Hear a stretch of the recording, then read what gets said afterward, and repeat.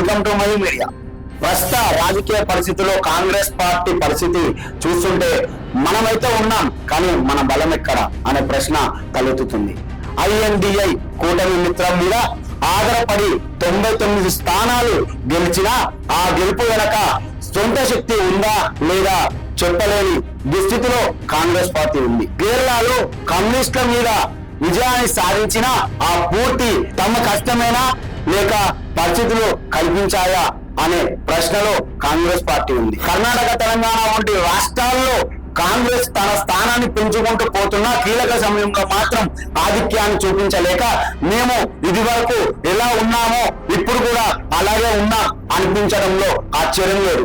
తెలంగాణలో BRS 14 స్థానాలు నిలబెట్టుకున్న కాంగ్రెస్ ఊహించినంత దూకుడు చూపించకపోవడం, మన ఇంట్లో పండుగ చూసి ఆనందపడే పరిస్థితిలో మారింది కాంగ్రెస్ పార్టీ. మొత్తానికి కాంగ్రెస్ సీట్లు పెరిగినా ఈ విజయం పూర్తిగా సొంతంగా వచ్చిందా లేక మిత్రుల దయ వల్ల వచ్చిందా అనేది రాజకీయ విశ్లేషకులకు ఆశ్చర్యపరంగా మారింది. హిమాచల్ ప్రదేశ్, కేరళ, కర్ణాటకల్లో స్వాతంత్ర విజయాలు సాధించిన దేశమంతా చూస్తూ కాంగ్రెస్ పరిస్థితి ఇక్కడ ఒక అడుగు అక్కడ 2 అడుగులు వెనక్కి అన్నట్టుగా ఉంది. తమిళనాడు DMK చేతిలో పద్ధతిగా తాళాలు పెట్టి బీహార్ లో లాలూ ప్రసాద్ పార్టీని చూస్తూ నవ్వుకుంటూ ఉత్తరప్రదేశ్ సమాజ్వాదీ పార్టీ దయతో రోజులు నెట్టుకొస్తుంది. ఇలా మిత్ర పక్షాల బలంపై ఆధారపడుతూ మేము జాతీయ స్థాయిలో పెరుగుతాం అనడం చాలా హాస్యాస్పదంగా కనబడుతుంది. పార్టీ గడప దాటి ఎదగాల్సిన సమయం లాగానే మిత్రపక్షాల చేతిలో తగిలిన బలహీనపు తీగలు వెంబడించడం కాంగ్రెస్ కు పెద్ద సమస్యగా మారింది. ఇలా సాగితే మిత్రపక్షాలపై ఆధారపడే పార్టీ అనే ట్యాగ్ కాస్త నేనేం చేయలేని పార్టీ అనే రిప్యుటేషన్ మారిపోతుందేమో అనిపిస్తుంది. కూటమి మిత్రులు దాన్ని తప్పదుగాని ఉండాలి అనుకున్నట్టుగా ఉంది, కానీ జాతీయంగా బలపడతామా అనేది వారి ఆందోళనలో లేదు. ఢిల్లీలో ఆమ్ ఆద్మీ పార్టీ పొత్తు కుదరకపోవడమే కాదు, మాకు కాంగ్రెస్ అవసరం లేదు అని స్పష్టం చేసిన సంకేతాలు చూస్తుంటే కాంగ్రెస్ తన స్థానాన్ని ఎక్కడ పోగొట్టుకోపోతుందో అని ప్రశ్నించాల్సిన పరిస్థితి కనబడుతుంది. పంజాబ్ లో కూడా ప్రత్యేక పోటీ అనే పేరుతో ప్రత్యర్థులు మారిన పరిణామాలు చూస్తుంటే మిత్రపక్షాలను కాంగ్రెస్ పార్టీ అవసరానికి ఉపయోగించుకుంటుంది అని అనిపిస్తుంది. నీవు నీ పని చేసుకో అంటూ దూరంగా ఉపయోగించుకుంటుందేమో అనిపిస్తుంది.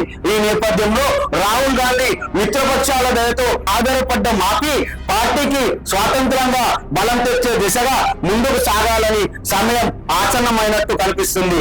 లేని పక్షంలో కాంగ్రెస్ పరిస్థితి అందరి మిత్రులే కానీ ఎవరికి అవసరం లేని దుస్థితిలో మారిపోతుందేమో అనేలా కాంగ్రెస్ పరిస్థితి ఉంది. కాంగ్రెస్ పార్టీ పరిస్థితి చూస్తుంటే అవసరానికి మిత్రులు, అవసరం తీరాక కనిపించని నీడలు అన్న నానుడి గుర్తుకొస్తుంది.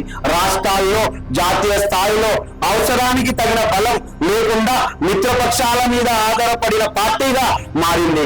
రాహుల్ గాంధీ స్వాతంత్రంగా ఎదగడంలో అవసరం అనేది ఎంతైనా సత్యం, కానీ ఆ సత్యం పాటించగల స్వార్థం ఉందా అనేది పెద్ద ప్రశ్నగా మారింది. ఇది కేవలం రాహుల్ గాంధీ వ్యక్తిగత నాయకత్వ సమస్య అని అనుకుంటే పార్టీ పరిస్థితులు అవమానించినట్టు అవుతుంది. నిజానికి పార్టీలో ఉన్న భావదైర్యాన్ని ఆదరించడంలో అసలు పరీక్ష, కానీ నాయకత్వాన్ని మళ్ళీ అందించడంలో ఫెయిల్ అయితే ఇదే తీరు సార్ అని మనుషుల్లో కాదు తమ మిత్ర పక్షాల తల పట్టుకునే రోజు దూరంలో లేదు.